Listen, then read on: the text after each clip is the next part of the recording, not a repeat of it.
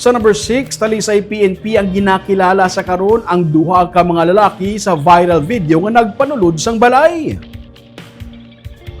Viral sa social media ang post ng netizen nga taga Barangay Zone 1 sa Talisay City nga si Riza Hereza. Makita sa CCTV video ang pagsulod sa duha ka mga lalaki sa ilang propiedad. Gintabunan pa sa duha ang CCTV sa may gate dampi antes nagtaklas pasulod.